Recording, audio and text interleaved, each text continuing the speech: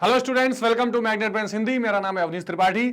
आज एक बार फिर बहुत ही इंपॉर्टेंट सेशन के साथ हम आपके सामने आए हैं और वो है एनसीईआरटी सॉल्यूशंस। जो हमने संविधान निर्माण वाली पूरी प्रक्रिया देखी थी, उससे संबंधित जो इंपॉर्टेंट एनसीईआरटी के क्वेश्चंस हैं उसका सॉल्यूशन आज हम देखेंगे और समझने का प्रयास करेंगे कि कैसे संविधान की जो पूरी प्रक्रिया थी उससे संबंधित कौन कौन से क्वेश्चन एनसीईआरटी में दिए हैं, उसका क्या सॉल्यूशन हो सकता है। तो बहुत इंपॉर्टेंट चैप्टर था, उसको डिटेल में देखते हैं, उसके एनसीईआरटी सॉल्यूशंस को और उस पर बात करते हैं। पर उससे पहले आपको पता है स्टूडेंट्स की कक्षा 6 से 12 तक की निःशुल्क शिक्षा मैग्नेट ब्रेन्स हिंदी पर प्रोवाइड की जा रही है। ये मैग्नेट ब्रेन्स हिंदी की कमाल की टीम है। इसके साथ जुड़ के आप किसी भी सब्जेक्ट के कक्षा 6 से 12 तक के सभी चैप्टर्स, ध्यान रखिए सभी चैप्टर्स, कोई एक या दो चैप्टर पढ़ने के बाद आपको पेड पैकेज या सब्सक्रिप्शन नहीं लेना है। सभी चैप्टर्स बिल्कुल फ्री ऑफ कॉस्ट या निःशुल्क आपको प्रोवाइड किए जा रहे हैं। तो इससे अच्छी अपॉर्चुनिटी कुछ नहीं होगी। अपने एग्जामिनेशंस के लिए जी तोड़ मेहनत करिए। इस तरह के सारे concept videos, NCERT solutions, MCQs, most important question, ये सारी चीजें प्रोवाइड की जाएंगी मैग्नेट ब्रेन्स हिंदी की तरफ से। तो आप बने रहिए मैग्नेट ब्रेन्स के साथ, लाइक शेयर और सब्सक्राइब करिए और इस तरह की इंपॉर्टेंट वीडियोस अपने एग्जामिनेशन में यूज करते रहिए। तो आज जो हमारे चैप्टर है संविधान का निर्माण, इसका कुछ एनसीईआरटी सॉल्यूशन करते हैं। एनसीईआरटी में जो कुछ महत्वपूर्ण क्वेश्चंस दिए गए हैं, आइए देखते हैं कि ये क्वेश्चंस के क्या संभावित आंसर्स हो सकते हैं, जिन आंसर्स के थ्रू हम अपने कॉन्सेप्ट को भी तैयार रख सकते हैं और एग्जामिनेशन में भी इस्तेमाल कर सकते हैं। अब देखिए, इसमें एक क्वेश्चन दिया हुआ है कि उद्देश्य प्रस्ताव में किन आदर्शों पर जोर दिया गया। उद्देश्य प्रस्ताव का मतलब क्या है? ये बेसिकली प्रीएम्बल की बात हो रही है, ठीक है ना। तो प्रीएम्बल की चर्चा हमने की थी। तो किन आदर्श यानी कौन कौन सी फिलॉसफीज हैं उसमें शामिल की गई है। मैंने आपको उस बारे में बताया था कि जो हमारा संविधान है वो कई जगह से उसके स्रोत लिए गए हैं। तो इसी तरह फ्रेंच रिवॉल्यूशन जो 1789 में हुआ, जो वहां से भी हमने क्या लिया हुआ है? इक्वालिटी, फ्रेटर्निटी, लिबर्टी लिया हुआ है। हमने बात की थी कि हम समानता देंगे, आजादी देंगे, संप्रभुता की उसमें बात की गई है, सामाजिक, आर्थिक, राजनीतिक न्याय की बात की गई है। ये सारे आदर्श हमारे उद्देशिका में लिखे गए हैं। तो अब देखिए, उद्देश्य प्रस्ताव में आजाद भारत के संविधान के मूल आदर्शों की रूपरेखा पेश की गई है।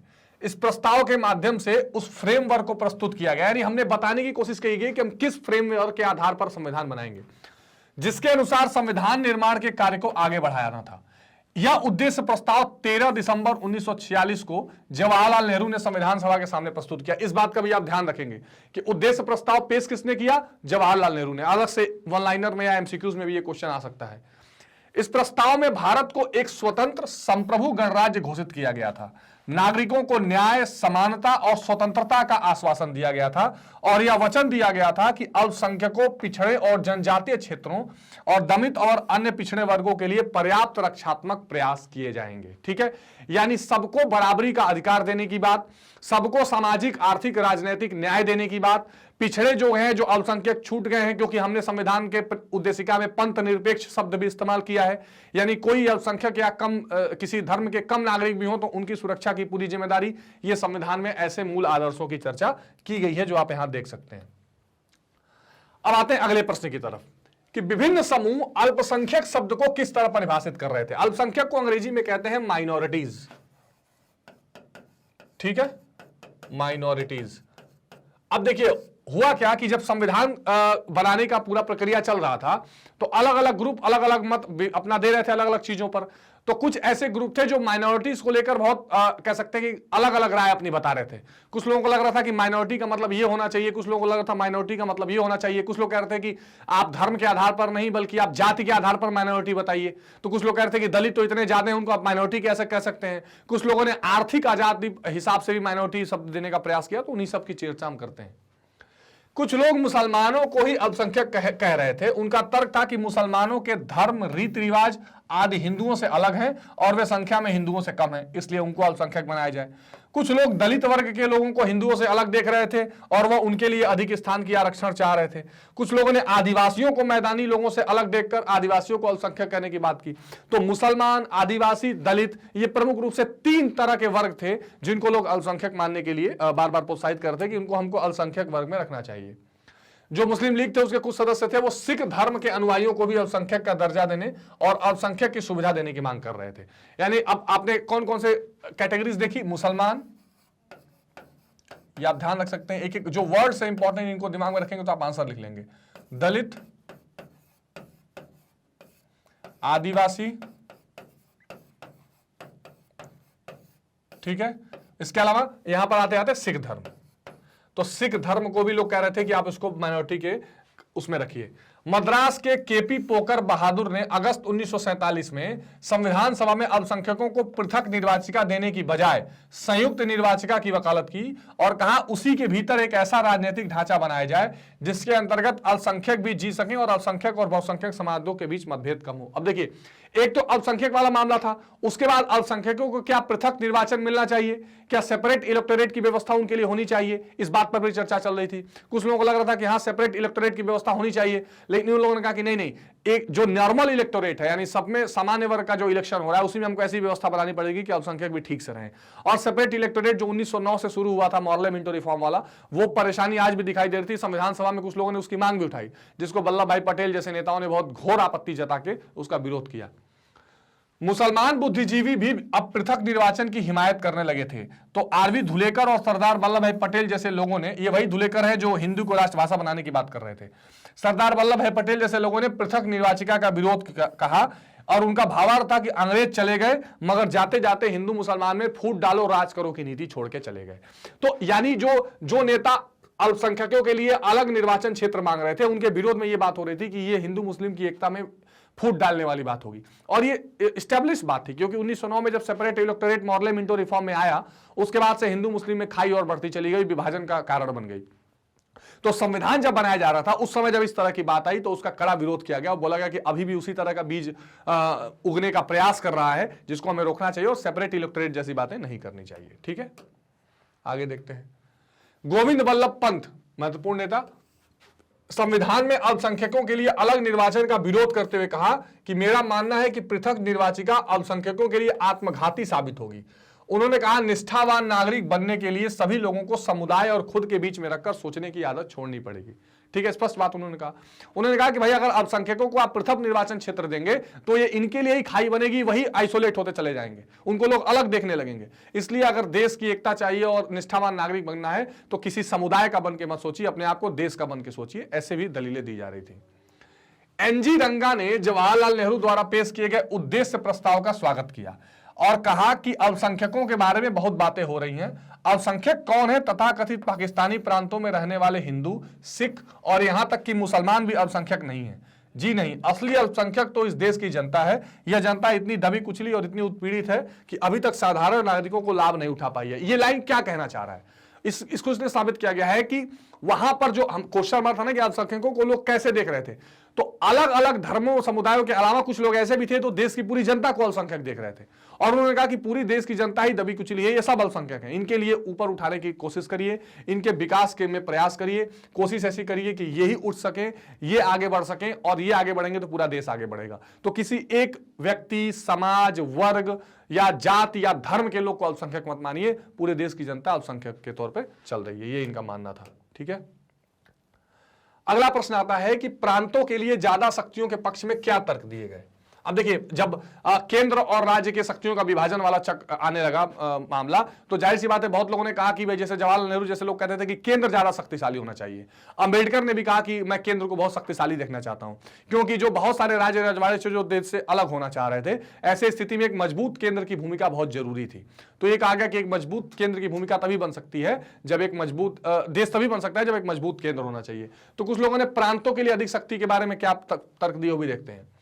केंद्र सरकार एवं राज्य सरकार अर्थात प्रांतों के अधिकारों के प्रश्न पर भी संविधान सभा में पर्याप्त बहस हुई। संविधान सभा के कुछ सदस्य शक्तिशाली केंद्र के समर्थक थे, जबकि कुछ सदस्य प्रांतों के लिए अधिक शक्तियों के पक्ष में थे। यानी कुछ लोग मांगते थे कि जो सेंटर होना चाहिए मजबूत होना चाहिए, कुछ लोग मानते थे कि स्टेट गवर्नमेंट मजबूत होनी चाहिए। ऐसे सदस्यों द्वारा प्रांतों को अधिक शक्तियां दी जाने के पक्ष में अनेक महत्वपूर्ण तर्क दिए गए।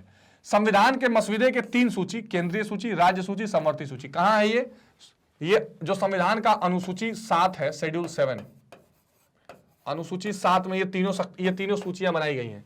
केंद्र सूची जहां पर केंद्र सरकार नियम बनाएगी, राज्य सूची जिसमें राज्य सरकार की शक्तियां हैं, समवर्ती सूची जिसमें दोनों काम करती हैं। तो संविधान के मसौदे में यह बनाया गया, केंद्रीय सूची के विषय केवल केंद्र सरकार और राज्य सूची के विषय केवल राज्य सरकार के अधीन थे। समवर्ती सूची के विषय केंद्र और राज्य दोनों की जिम्मेदारी थी। तो केंद्रीय सूची में बहुत अधिक विषयों को रखा गया था, ठीक है। और इसी प्रकार प्रांतों की इच्छाओं की कोई परवाह न करते हुए समवर्ती सूची भी बहुत अधिक विषयों को रख दिया गया। तो पहले तो कंडीशन ये बनी कि केंद्र सूची जो बनाई गई उसमें केंद्र सूची में ज्यादा चीजें रख दी गई और समवर्ती सूची में भी ज्यादा चीजें रख दी गई, केवल जो राज्य सूची थी इसमें कम थी, यानी राज्य को कम शक्ति दी जा रही थी, ऐसा मसौदा दिखाई दे रहा था। तो अब इसको देखते हुए जो मद्रास के सदस्य संथनम थे, के संथनम, उन्होंने राज्य के अधिकारों की पुरजोर वकालत की। उन्होंने न केवल प्रांतों अपितु केंद्र को भी शक्तिशाली बनाने के लिए शक्तियों के पुनर्वितरण की आवश्यकता पर बल दिया। उन्होंने कहा कि देखो, प्रांत को भी मजबूत बनाओ, केंद्र को भी मजबूत बनाओ, इसलिए शक्तियों का ठीक से वितरण करिए आप। उनका तर्क था कि आवश्यकता से अधिक जिम्मेदारियां होने पर केंद्र प्रभावी रूप से काम कर नहीं पाएगा। उनका तर्क यह था कि देखो, आप केंद्र को शक्तिशाली बनाने के नाम पर बहुत सारे विषय उसको दे रहे हो, इतने सारे विषयों पर वो काम नहीं कर पाएगा और वो ठीक से चल नहीं पाएगा, इसलिए आप राज्यों को कुछ और शक्ति बढ़ाओ, केंद्र को कम करो। केंद्र ने कुछ दायित्वों की कमी करके उन्हें राज्य सरकारों को सौंप देने से अधिक शक्तिशाली केंद्र का निर्माण किया जा सकता है। उनका यह मानना था कि आप केंद्र को कमजोर करने के लिए शक्ति राज्य को मत दो, अगर केंद्र की कुछ शक्तियां और राज्यों को दे दी जाएंगी तो राज्य क्या होगा, उससे उनको और पावर मिलेगी और केंद्र को थोड़ा और राहत मिलेगा कि वो और कुछ काम कर सके। ये महत्वपूर्ण बात है।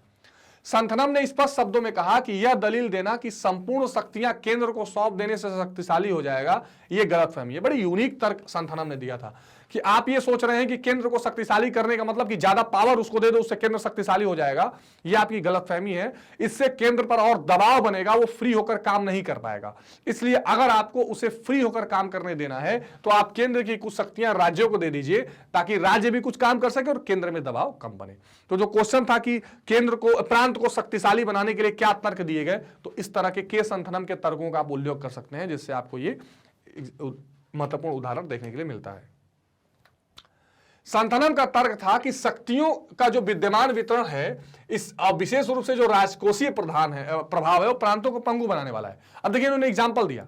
उन्होंने कहा कि आप केंद्र को शक्तिशाली बनाने के लिए जो टैक्स वसूलने वाला पूरा सिस्टम है वो केंद्र को दे रहे हैं, तो प्रांतों के पास तो कुछ रह ही नहीं जा रहा है ना। अब केंद्र के पास दौड़ के जाएंगे कि हमको पैसा दीजिए, इस तरह आप, अच्छा, केंद्र का आप जिम्मेदारी बढ़ा रहे हैं कि एक बार टैक्स कलेक्ट करे फिर राज्यों को दे, इससे अच्छा ये पावर आप राज्यों को दे दीजिए, केंद्र को मत दीजिए।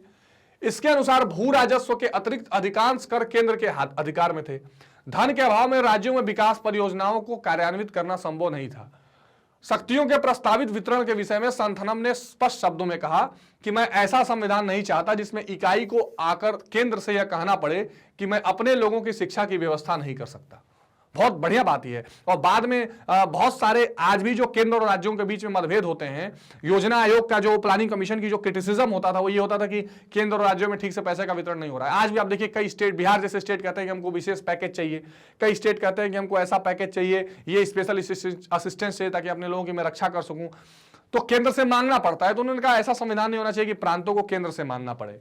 मैं उन्हें साफ सफाई नहीं दे सकता, मुझे सड़कों में सुधार और उद्योगों की स्थापना के लिए खैरात दे दीजिए। बिल्कुल, ये एक प्रैक्टिकल बात संथनम कह रहे थे कि हमको सड़क बनानी है, सफाई करनी है, इसके लिए हमको पैसा दे दीजिए। प्रांतों को अधिक शक्तियां दिए जाने के पक्ष में संथनम का तर्क था कि केंद्रीय नियंत्रण में बहुत अधिक विषयों को रखे जाने तथा बिना सोचे समझे शक्तियों के प्रस्तावित वितरण को लागू किए जाने के परिणाम अत्यधिक हानिकारक होंगे। तो ये बड़े जबरदस्त कुछ संथनम के तर्क थे जिन्होंने प्रांतों को अधिक शक्तियां देने, अच्छा, उनका यह तर्क नहीं था कि आप केंद्र से ज्यादा प्रांतों को शक्तिशाली बना दीजिए। उन्होंने कहा कि अभी जो आपने वितरण किया है ये काफी नहीं है, इसमें कुछ और चीजें ऐड करिए, केंद्र की कुछ चीजें कम करिए। खास करके जो राजकोषीय वाला वितरण था उससे वो संतुष्ट नहीं थे, यानी जो टैक्सेशन का जो काम था वो। इसके परिणाम स्वरूप कुछ ही वर्षों में सारे प्रांत केंद्र के विरुद्ध विद्रोह पर उतारू हो जाएंगे। प्रांतों के अनेक अन्य सदस्य भी चाहते थे कि प्रांतों को अधिक शक्तियां प्रदान की जाएं। मैसूर के सर ए रामास्वामी मुदालियार, ये मुदालियार कमेटी भी एक बाद में बनी थी, प्रांतों को अधिक शक्तियां दिए जाने के पक्ष में थे। उनका विचार था कि संविधान में शक्तियों के अत्यधिक केंद्रीयकरण के परिणाम स्वरूप केंद्र बिखर जाएगा। ऐसे सदस्यों ने समवर्ती सूची और केंद्रीय सूची में कम से कम विषयों को रखे जाने पर बल दिया। यानी उन्होंने कहा कि समवर्ती सूची में रखेंगे तो केंद्र हस्तक्षेप करेगा, केंद्र की सूची तो उसकी है ही है, तो ऐसे में इन सूचियों से चीजों को कम करिए, राज्यों को ज्यादा काम दीजिए। इस प्रकार प्रांतों को अधिक शक्तियां दिए जाने के पक्ष में अनेक तर्क प्रस्तुत किए गए। तो इस तरह के कुछ मुदालियर के तर्क, के संथनम के तर्क इंपॉर्टेंट हैं जो आप अपने आंसर्स में दे सकते हैं कि प्रांतों को ज्यादा शक्ति देने के पक्ष में ये सारे तर्क आए सामने जो देखने के लिए मिल रहे थे। ठीक है, अब अगला प्रश्न है कि महात्मा गांधी को क्यों ऐसा लगता था कि हिंदुस्तानी राष्ट्रीय भाषा होना चाहिए। देखिए, जब संविधान बनने लगा तो कई तरह के तर्क सामने आए। कुछ लोगों ने भी कहा कि उर्दू जैसे भाषाओं को राष्ट्रीय भाषा बनाइए, कुछ लोगों ने कहा कि हिंदी को राष्ट्रीय भाषा बनाइए, धुलेकर की बात हम कर रहे थे। लेकिन कई नेताओं को और कांग्रेस को यह लग रहा था कि हिंदुस्तानी भाषा जो है ये ज्यादा बेहतर राष्ट्रीय भाषा के रूप में काम कर सकती है। हिंदुस्तानी क्या था? हिंदुस्तानी भाषा बेसिकली जो क्या थी, उर्दू जो हमने चर्चा भी किया चैप्टर में, और हिंदी, इन दोनों को मिश्रित करके हिंदुस्तानी भाषा बनी थी। तो महात्मा गांधी का ये कहना था कि देखिए जो राष्ट्रीय भाषा होनी चाहिए वो संस्कृत निष्ठ हिंदी भी नहीं होनी चाहिए और फारसी निष्ठ उर्दू भी नहीं होनी चाहिए। ऐसी भाषा जो सबके बोलचाल में आ गई हो, जो सबको समझ में आ रही हो, ऐसी भाषा को राष्ट्रभाषा बनाइए। महात्मा गांधी को ऐसा इसलिए लगता था क्योंकि उनका मानना था कि हिंदुस्तानी भाषा में हिंदी के साथ साथ उर्दू भी शामिल है और ये दो भाषाएं मिलकर हिंदुस्तानी भाषा बनी है तथा हिंदू और मुसलमान दोनों के द्वारा प्रयोग में लाई जाती हैं। इनका स्पष्ट रूप से मानना था। दोनों को बोलने वालों की संख्या अन्य सभी भाषाओं की तुलना में बहुत अधिक है, और होता भी ऐसा अभी भी कई बार देखने को मिलता है कि बहुत सारी भाषाएं, बहुत सारे शब्द जो है भाषाओं में वो उर्दू और हिंदी के मिला के रहते हैं। यह हिंदू और मुसलमानों के साथ साथ उत्तर और दक्षिण में भी खूब प्रयोग में लाई जाती है। गांधी जी यह जानते थे कि हिंदी में संस्कृत और उर्दू में संस्कृत के साथ साथ अरबी और फारसी के शब्द मध्यकाल से प्रयोग में हो रहे हैं, यानी हिंदी में संस्कृत यूज हो रहा है और उर्दू में फारसी शब्द इस्तेमाल, अरबी शब्द इस्तेमाल हो रहे हैं। तो इन दोनों को अगर किसी एक को हम बना देंगे तो सबको समझने में दिक्कत होगी। संविधान सभा में बहुत सारे ऐसे लोग थे जो कहते थे कि भाई हमको हिंदी आ नहीं रहा, दक्षिण के राज्यों के खास करके लोग। तो ऐसे में एक ऐसे भाषा की जरूरत थी बनाने की जो भाषा क्या कर सकती थी, जो सबको सर्वमान्य होती थी। तो हिंदुस्तानी भाषा की वकालत की गई। ठीक है, तो हालांकि आर्टिकल 351 में हिंदी के प्रमोशन का प्रावधान किया गया है संविधान में। तो ये महात्मा गांधी को ये लगता था, ये जो आपके क्वेश्चन के लिए आंसर बन रहा था। राष्ट्रीय आंदोलन के दौरान कांग्रेस ने भी यह मान लिया था कि भारत की राष्ट्रभाषा हिंदुस्तानी ही बन सकती है। गांधी जी सांप्रदायिकता के खिलाफ थे। वह हिंदुस्तानी भाषा को देश में हिंदू और मुसलमानों में सद्भावना और प्रेम बढ़ाने वाली भाषा मानते थे। वह मानते थे कि इससे दोनों संप्रदायों के लोगों में परस्पर मेल मिलाप, प्रेम, सद्भावना, ज्ञान का आदान प्रदान बढ़ेगा और यही भाषा देश की एकता को मजबूत बना सकती है, देश को ठीक बना सकती है। तो 2-3 क्वेश्चन पूछे जा सकते हैं कि कांग्रेस या महात्मा गांधी किस भाषा को राष्ट्रीय भाषा बनाने के पक्ष में थे। फिर पूछा जा सकता है कि हिंदुस्तानी भाषा किन भाषाओं का मिश्रण थी। तो ये सारी महत्वपूर्ण चीजें आप इस आंसर से देख सकते हैं और ये आपके क्वेश्चन को आंसर लिखने में आसानी होगी। अगला प्रश्न है कि वे कौन सी ऐतिहासिक ताकतें थी जिन्होंने संविधान का स्वरूप तय किया। ठीक, बहुत महत्वपूर्ण बात है कि कौन कौन ऐसे लोग थे जो संविधान का जो पूरा ड्राफ्ट तैयार हुआ उसमें उनकी प्रमुख भूमिका थी। तो संविधान सभा का स्वरूप निर्धारित करने में अनेक ऐतिहासिक शक्तियों ने योगदान दिया। संविधान सभा का गठन कैबिनेट मिशन योजना के अनुसार अक्टूबर 1946 को किया गया। इसकी चर्चा तो हम कभी चुके हैं। कैबिनेट मिशन आया और कैबिनेट मिशन ने यह कहा कि भाई एक संविधान सभा बटेगी। इसके सदस्यों का चुनाव 1946 ईस्वी के प्रांतीय चुनाव के आधार पर किया गया। मैंने आपको बताया था कि जो संविधान सभा में टोटल कितने मेंबर आए थे, 389 मेंबर। ये फिर से रिवाइज करा दे रहा हूं। इसमें से 292 मेंबर जो थे वो आपके जो प्रांतों द्वारा चुने गए थे, प्रांतों के विधानसभाओं ने चुने थे। 93 मेंबर जो थे वो आपके प्रिंसली स्टेट्स के थे। 4 मेंबर जो थे वो केंद्र शासित प्रदेश के थे, कुर्ग, अजमेर, दिल्ली और ब्रिटिश बलूचिस्तान।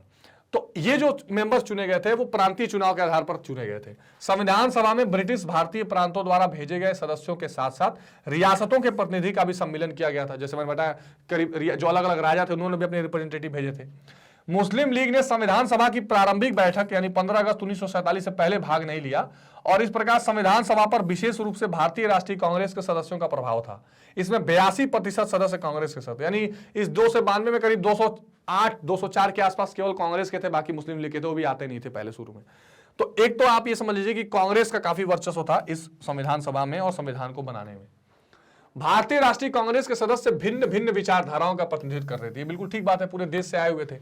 यदि इनमें से कुछ निरीश्वरवादी और धर्मनिरपेक्ष थे तो कुछ जैसा कि एंग्लो इंडियन सदस्य थे।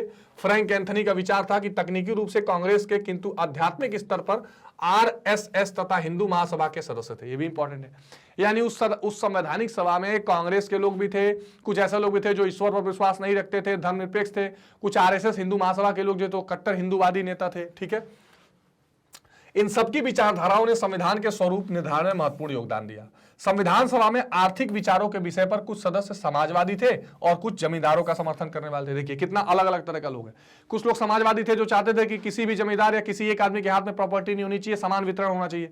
कुछ लोग पूंजीपति और जमींदारों के पक्षधर भी थे। ठीक है, विभिन्न धर्मों और जातियों को प्रतिनिधित्व देने के उद्देश्य से संविधान सभा में कुछ स्वतंत्र सदस्य और महिलाओं को भी नामांकित किया गया।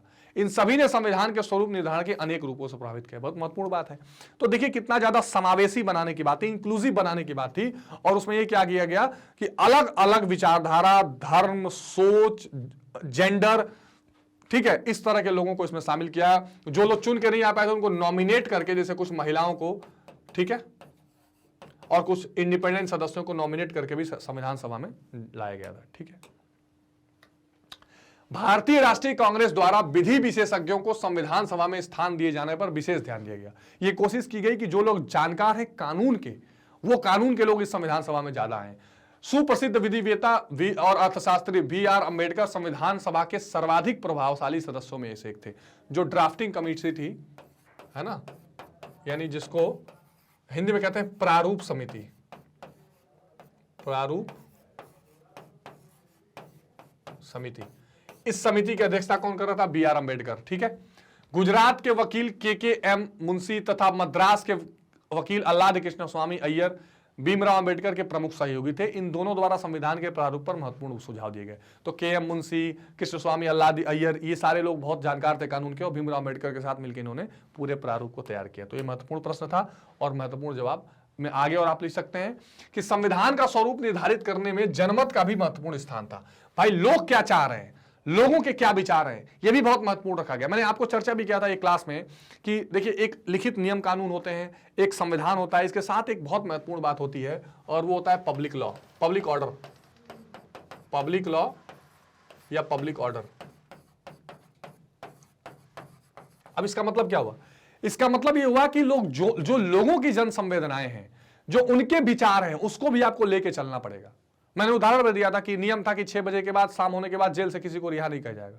पर अन्ना हजारे को गिरफ्तार किया गया तो शाम को जब लाखों लाख लोग जेल पे पहुंचे तो छोड़े कि नहीं छोड़े? तो नियम है कि सड़क पर गाड़ियां चलेंगी, लेकिन बारात जब जाती है, सब नाचते हुए जाते हैं, तो क्या कोई रोक देता है? क्यों? पब्लिक लॉ, लोगों की मान्यताएं, लोगों की जो सर्वमान्य मान्यताएं हैं वो आपको माननी पड़ती हैं। तो ये जो संविधान बन रहा था इसमें जनमत का महत्वपूर्ण स्थान था। जो कुछ लोगों की बातें निकल कर आ रही थी, संविधान में होने वाली चर्चाओं पर जनमत को भी पर्याप्त प्रभाव होता था। जन सामान्य के जो सुझाव होते थे उनको आमंत्रित किया जा रहा था कि आप बताइए क्या होने चाहिए। फिर परिणाम स्वरूप सामूहिक सहभागिता का भाव उत्पन्न होता था।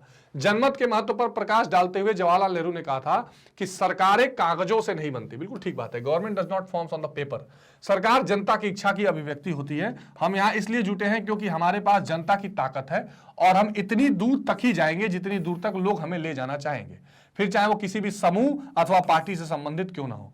इसलिए हमें भारतीय जनता की आकांक्षाओं और भावनाओं को हमेशा अपने जेहन में रखना चाहिए और उन्हें पूरा करने का प्रयास करना चाहिए। तो जो ह्यूमन सेंटिमेंट्स थे, जो पब्लिक सेंटिमेंट्स थे, ये भी संविधान को फ्रेम करने में बहुत आसानी आए। यहां तक कि जो न्यूज़पेपर और मैगजीन्स में होने वाली चर्चाएं और क्रिटिसिज्म्स थे, उनको भी ध्यान रखते हुए उसको संविधान सभा की चर्चाओं में शामिल किया जाता था। ठीक है, प्रेस में होने वाली आलोचना और प्रत्यालोचना ने भी संविधान के स्वरूप निर्धारण में योगदान दिया। हमें याद रखना चाहिए कि सभी प्रस्तावों पर सार्वजनिक रूप से बहस की जाती थी। किसी भी विषय पर होने वाली बहस में विभिन्न पक्षों की दलीलों को समाचार पत्रों द्वारा छापा जाता था। यानी अगर कोई संविधान बन रहा है और कोई उसके पक्ष विपक्ष में दलील दे रहा है तो छापा जाता था। इस प्रकार प्रेस में होने वाली आलोचना और प्रत्यालोचना किसी भी विषय पर बनने वाली सहमति और असहमति को व्यापक रूप से प्रभावित करती थी। जाहिर सी बात है, बंद कमरे के अंदर बिना किसी को बताए संविधान बनाना होता तब तो शायद बहुत सारी ऐसी चीजें होती कि लोगों के सेंटिमेंट्स को नहीं लिया जा पाता है। लेकिन जितनी बहस होती थी, जितनी चर्चा होती थी, जितने डिबेट्स होते थे, उन सबको पब्लिश किया जाता था, छापा जाता था और बाकायदा उसको पब्लिक के सामने फिर रखने का काम किया जाता था। ये बहुत महत्वपूर्ण चीज दिखाई दे रही थी। संविधान सभा को मिलने वाले सैकड़ों सुझावों में से कुछ नमूनों को देखने से ही यह भलीभांति स्पष्ट हो जाता है कि हमारे विधि निर्माता परस्पर विरोधी हितों पर गहन विचार विमर्श करने के बाद ही किसी निष्कर्ष पर पहुंचे थे। उदाहरण के लिए ऑल इंडिया वर्णाश्रम स्वराज संघ का आग्रह था कि संविधान का आधार प्राचीन हिंदू कृतियों में उल्लिखित सिद्धांत होने चाहिए। उनकी मांग की गई थी कि गौ हत्या पर प्रतिबंध लगा दिया जाए, बूचड़खानों को बंद कर दिया जाए, निचली जातियों के समूहों ने सवर्णों द्वारा दुर्व्यवहार पर रोक लगाने और विधायकी सरकारी विभागों और स्थानीय निकायों आदि में जनसंख्या के आधार पर सीटों के आरक्षण की व्यवस्था की मांग की। तो प्रेस में जो चीजें आ रही थी और उससे जो अन्य अन्य समूह जो थे पूरे देश में, ये समूह अपने अलग अलग मांग कर रहे थे। वो एक कोई जैसे कोई हिंदूवादी समूह ये कहता था कि भाई ये हमारी बात का विधान दीजिए, गौ हत्या पर प्रतिबंध लगा दीजिए, बूचड़खाने बंद कर दीजिए। कुछ जो नीची कास्ट के लोग के समूह थे वो बोलते थे कि ऊपर कास्ट के लोग बहुत ज्यादा हमसे शोषण कर रहे हैं, आप हमारे लिए विशेष आरक्षण की प्रावधान करिए। और इस तरह की चीजें संविधान में देखी भी गई। तो ये जो पूरे लोगों का जो पब्लिक सेंटिमेंट था, उनकी जो जनभावना थी, ये भी बहुत इंपॉर्टेंट रोल प्ले कर रही थी किसमें, संविधान के फ्रेमिंग में। तो जो क्वेश्चन पूछा है कि कौन कौन सी ताकतें, तो एक तो कांग्रेस पार्टी, अंबेडकर और मुंशी और अल्लादी स्वामी कृष्ण अय्यर जैसे लोग, उसके अलावा प्रेस के आलोचना प्रत्यालोचना, है ना, और विभिन्न जो सोशल ग्रुप्स थे उनकी बातें, जनमानस या जनमत का प्रभाव, ये सारी चीजें कॉन्स्टिट्यूशन को फ्रेम करने में इंपॉर्टेंट भूमिका निभा रही थी। अब कुछ और देखते हैं, कुछ और इसमें जो शक्तियां शामिल थी, कुछ और चीजें जो इंक्लूडेड थी। अब देखिए और क्या लोग मांग रहे थे। भाषाई अल्पसंख्यकों की मांग थी कि मातृभाषा में अभिव्यक्ति की स्वतंत्रता प्रदान की जाए और भाषाई आधार पर प्रांतों का पुनर्गठन किया जाए, और इस तरह की मांगों को माना भी गया। भाषाई स्थान पर प्रांतों का पुनर्गठन आजादी के बाद हुआ भी, कई राज्य, आंध्र प्रदेश वगैरह। इसके अलावा जो भाषा में अभिव्यक्ति की आजादी वो तो मिली हुई है, आप किसी भाषा में कहीं भी कुछ बोल सकते हैं। इसी प्रकार धार्मिक अल्पसंख्यकों का आग्रह था कि उन्हें विशेष सुरक्षाएं प्रदान की जाए। विजयनगरम के जिला शिक्षा संघ ने बंबई के सेंट्रल ज्यूइश बोर्ड जैसे अनेक संगठनों द्वारा विधायिका इत्यादि सहित सभी सार्वजनिक संस्थाओं में पर्याप्त प्रतिनिधित्व की मांग की, और इस प्रकार संविधान के स्वरूप निर्धारण में अनेक ऐतिहासिक ताकतों ने महत्वपूर्ण योगदान दिया। वास्तव में संविधान सभा को स्वतंत्रता आंदोलन में भाग लेने वाले लोगों की आकांक्षाओं की अभिव्यक्ति का साधन माना जा सकता है, इसमें कोई दो राय नहीं है। देखिए आप इस चीज को मत भूलिए कि जब आजादी हुई, जब क्विट इंडिया मूवमेंट और इस तरह के कई आंदोलन चले, तो पूरे देश से लोगों ने उसमें भाग लिया, और ऐसे में एक ऐसी आकांक्षा थी, एक ऐसे देश, ऐसे संविधान की, क्योंकि देखिए नया नया देश बन रहा था एक साथ, शंका भी थी लोगों की, बहुत सारी चीजें थी, तो सबको अपने हिसाब से उस संविधान से कनेक्ट महसूस कराना जरूरी था कि हमारी बात भी इसमें शामिल है, हमारी हितों का भी ध्यान रखा गया है, हमारी भावनाओं का भी कद्र किया गया है। इसलिए संविधान सभा ने ये जितने तरह की मांगे या जितने तरह की इस तरह के एंड फ्रंट खुल रहे थे, उनको अपने आप में समावेश करने का या इंक्लूसिव बनाने का प्रयास संविधान सभा कर रही थी। ठीक है, अगला क्वेश्चन है कि दमित समूहों की सुरक्षा के पक्ष में किए गए विभिन्न दावों की चर्चा कीजिए। दमित समूह, जिसको दलित भी हम कह सकते हैं, इसके विभिन्न में क्या क्या हुआ। तो दमित समूहों की सुरक्षा के पक्ष में अनेक दावे प्रस्तुत किए गए। राष्ट्रीय आंदोलन के काल में B.R. अंबेडकर ने दलित जातियों के लिए पृथक निर्वाचिका की मांग की थी, ये हम सबको जानते हैं। 1931-32 पूना समझौता जो हुआ अंबेडकर और गांधी जी के बीच में, ये वही तो था कि राउंड टेबल कॉन्फ्रेंस चल रहा था, और राउंड टेबल कॉन्फ्रेंस के बाद गांधी जी ये कह रहे थे कि भाई हम भीमराव अंबेडकर एक तरह से बात मनवा चुके थे, राम से मैकडोनाल्ड ने जो कम्युनल अवार्ड दिया था, लेकिन भीमराव अंबेडकर की बात से और इस पूरे योजना से महात्मा गांधी खुश नहीं थे। उन्होंने कहा कि नहीं, दलितों के अलग निर्वाचन नहीं होना चाहिए, जबकि अलग निर्वाचन की मांग कौन कर रहा था, आंदोलन के समय ही भीमराव अंबेडकर कर रहे थे। लेकिन गांधी जी ने इसका विरोध किया, क्योंकि उन्हें लगता था कि ऐसा करने से समुदाय सदा के लिए शेष समाज से पृथक हो जाएगा, और ठीक बात भी थी, अलग होने का खतरा था। दलित जातियों के कुछ सदस्यों का विचार था कि संरक्षण और बचाव के द्वारा अस्पृश्यों यानी कि जो अछूतों की हालत है उसको समाधान नहीं किया जा सकता।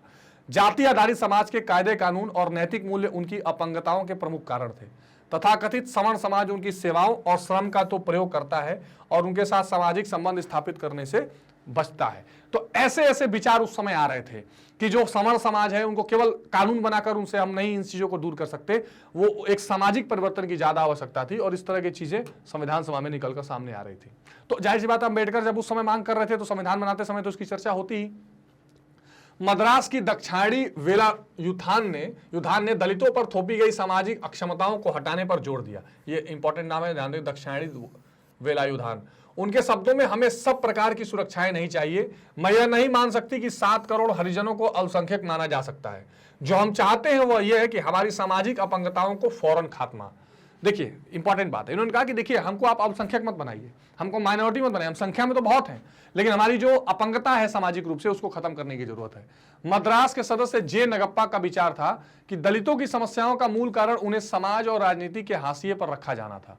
परिणाम स्वरूप वे न तो शिक्षा प्राप्त कर सके और न ही शासन में भागीदारी। स्थिति को स्पष्ट करते हुए नगप्पा ने कहा कि हम सदा कष्ट उठाते रहे हैं, किंतु अब और कष्ट उठाने को तैयार नहीं है। हम अपनी जिम्मेदारियों को समझने लगे हैं, हमें मालूम है कि अपनी बात कैसे मनवानी है। देखिए, तो स्पष्ट रूप से भी बात करने लगेगा। अब देखिए एक और चीज, आप इस खतरे को समझिए कि अभी देश में एक विभाजन हुआ है धर्म के आधार पर 1947। वहां भी इस तरह की भाषा जीना बोलते थे कि हम अपनी बात मनवा लेंगे, डायरेक्ट एक्शन दे, लड़के रहेंगे पाकिस्तान। अब ऐसे में इस तरह के जो विचार उठने थे वो बिल्कुल लाजमी थे, और इस विचार को अकोमोडेट करने के लिए फिर संविधान में मूल अधिकारों में विशेष प्रावधान भी किए गए और SC ST वर्ग को लिए उसको समायोजित करने का प्रयास किया गया। मध्य प्रांत के श्री केजे खांडलेकर ने भी लगभग इसी प्रकार के विचार व्यक्त किए। सवर्ण बहुमत वाली सभा को संबोधित करते हुए उन्होंने कहा कि हमें हजारों वर्षों तक दबाया गया है, इस हद तक दबाया गया है कि हमारे दिमाग, हमारी देह काम नहीं करती और हमारा हृदय भी भाव शून्य हो चुका है, न ही हम आगे बढ़ने के लायक रह गए हैं। हमारी स्थिति है, विभाजन के परिणाम स्वरूप होने वाली हिंसा और रक्तपात के कारण अम्बेडकर ने पृथक निर्वाचिका की मांग को छोड़ दिया था। यह बड़ी इंपॉर्टेंट बात है कि जब अम्बेडकर ने देखा कि जो पृथक निर्वाचिका थी, वही अम्बेडकर जो 1932 में गांधी से नाराज थे 30-31 में और पृथक निर्वाचिका की मांग कर रहे थे, वही अम्बेडकर क्या हुआ, फिर आते आते उन्होंने पृथक निर्वाचिका की बात, क्योंकि उन्होंने देखा कि जो 1909 में पृथक निर्वाचिका मुसलमानों को मिली थी उसका नतीजा क्या हुआ, और उन्होंने फिर पृथक देश ही बनाने की कोशिश कर दी। तो अम्बेडकर ने कहा कि ये तो घातक है, हम नहीं करेंगे। हाँ, कुछ आरक्षण की बात जरूर अम्बेडकर ने की, जिसको संविधान में दिया भी गया। अंत में संविधान सभा द्वारा यह सुझाव दिया गया कि अस्पृश्यता को उन्मूलित कर दिया जाए, ठीक, यानी अनटचेबिलिटी जो है, अस्पृश्यता जो है उसको हटा दिया जाए और एबोल्यूशन ऑफ टाइटल किया गया। तो अनुच्छेद 17 आर्टिकल 17 आर्टिकल 18, ये जो दो अनुच्छेद हैं, इन्होंने क्या किया है, छुआछूत को अपराध माना है और कोई भी टाइटल लगा के चौधरी इस तरह के टाइटल यूज करने पे बिल्कुल मनाही कर दी गई। हिंदू मंदिरों के द्वार बिना किसी भेदभाव के सभी जातियों के लिए खोल दिए जाए। उन्होंने कहा कि भाई सभी जाति जो है मंदिरों में जा सकती है, इसमें कोई रोक नहीं होगा। विधायिकाओं एवं सरकारी नौकरियों में निचली जातियों को आरक्षण प्रदान किया गया और लोकतांत्रिक जनता ने इन प्रावधानों को स्वागत किया। यद्यपि अधिकांश लोग इसे समस्याओं का हल नहीं समझते थे, उनका विचार था कि सामाजिक भेदभाव को समाप्त करने के लिए संवैधानिक कानून पास करने के साथ साथ समाज की सोच को परिवर्तित करना भी नितांत आवश्यक है। जाहिर सी बात है, लोगों को लगता था कि भाई आरक्षण करना, आरक्षण दे देने से या संवैधानिक कानून अधिकार दे देने से कोई बहुत फर्क नहीं पड़ेगा। अगर फर्क डालना है तो आपको क्या करना पड़ेगा, आपको सबसे पहले सामाजिक सुधार करने पड़ेंगे, समाज में परिवर्तन लाना पड़ेगा। तो ये प्रमुख रूप से जो चीजें दिखाई दे रही थी उस समय दलितों को लेकर। अगला प्रश्न देखते हैं कि संविधान सभा के कुछ सदस्यों ने उस समय की राजनीतिक परिस्थिति और एक मजबूत केंद्र सरकार की जरूरत के बीच क्या संबंध देखा। अब देखिए, बात हो रही है, ये कुल मिला के आपको ये लिखना है, क्वेश्चन भी समझना जरूरी है कि क्यों एक शक्तिशाली केंद्र की वकालत की जा रही थी, क्यों ऐसा कहा जा रहा था कि अभी की जो कंडीशन है उस समय जो सेंटर होना चाहिए वो मजबूत होना चाहिए।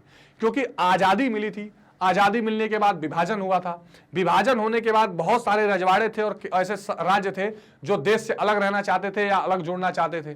तो ऐसे में इनका जुड़ाव किसी और देश पाकिस्तान के साथ ना हो और ये देश में अलग, देश की जो एकता है उसके साथ मिल सके, राज्यों ये सभी मिल सकें, देश में आकर भारत का हिस्सा बन सकें।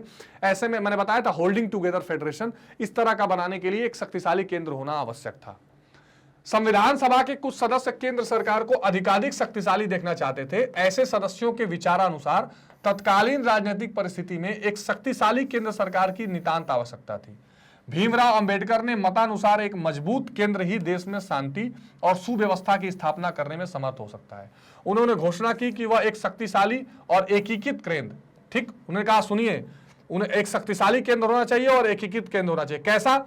1935 के गवर्नमेंट ऑफ इंडिया एक्ट में जो केंद्र बनाया था उससे भी अधिक शक्तिशाली केंद्र, यानी बहुत ज्यादा पावरफुल सेंटर बनाना चाहते थे भीमराव अंबेडकर, ठीक है, उससे भी अधिक शक्तिशाली केंद्र चाहते थे। केंद्र की शक्तियों में वृद्धि किए जाने के समर्थक सदस्यों का विचार था कि एक शक्तिशाली केंद्र ही सांप्रदायिक हिंसा को रोकने में समर्थ था। तो देखिए दो चीजें, विभाजन, सांप्रदायिक हिंसा,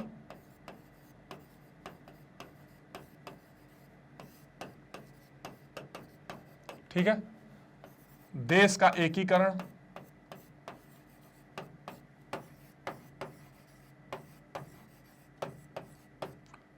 नए राज्यों का विलय,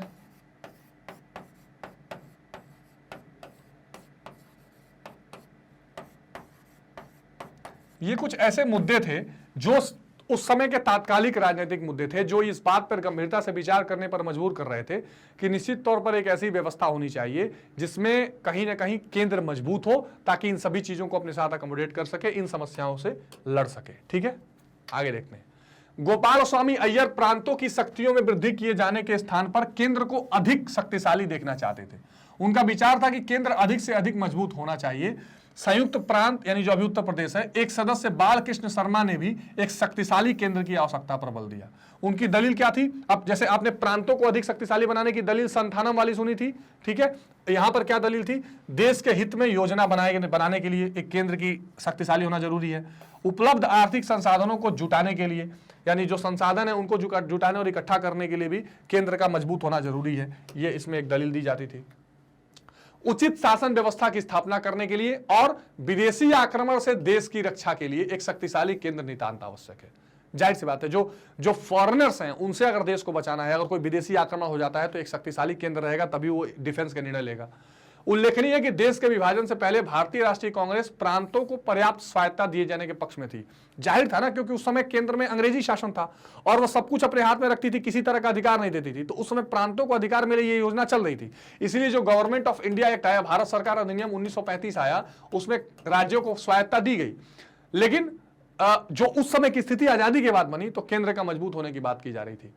हमें याद रखना चाहिए कि कांग्रेस ने कुछ सीमा तक मुस्लिम लीग को यह विश्वास दिलाने का प्रयास किया कि वह लीग की सरकार वाले प्रांतों में हस्तक्षेप नहीं किया जाएगा, किंतु विभाजन के परिणाम स्वरूप उत्पन्न हुई परिस्थितियों के कारण अधिकांश राष्ट्रवादियों की राय परिवर्तित हो गई थी। तो पहले जब मुस्लिम लीग को विभाजन से रोकने के लिए मनाया जा रहा था, तो उनसे कहा जा रहा था चलो हम आपको ज्यादा शक्ति दे देंगे, केंद्र को कमजोर कर देंगे, आप जिस राज्य में रहेंगे उसमें हम हस्तक्षेप नहीं करेंगे। लेकिन जब विभाजन हो गया तो सबका यह मानना था कि नहीं, अब एक स्ट्रांग सेंटर चाहिए कि इस तरह से कोई अलग होने की, अलगाववाद की बात ना करे और हम उसको रोक सकें। ठीक है,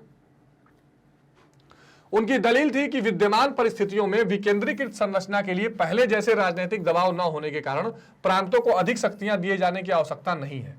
इसका मतलब यह था कि देखिए, पहले प्रांत विकेंद्रीकरण का मतलब क्या है? डिसेंट्रलाइजेशन। उनका मामला था कि पहले डिसेंट्रलाइजेशन के लिए और प्रांतों को ज्यादा शक्तियां देने के लिए दबाव बहुत था, हम लोग दबाव बनाते थे अंग्रेजों पे कि ज्यादा शक्तियां दो, अब उसकी जरूरत नहीं है। हमें याद रखना चाहिए कि औपनिवेशिक प्रशासकों द्वारा थोपी गई एकल व्यवस्था देश में पहले से अस्तित्व में थी। उस काल में घटित होने वाली घटनाओं ने केंद्रीकरण को और अधिक प्रोत्साहित किया था।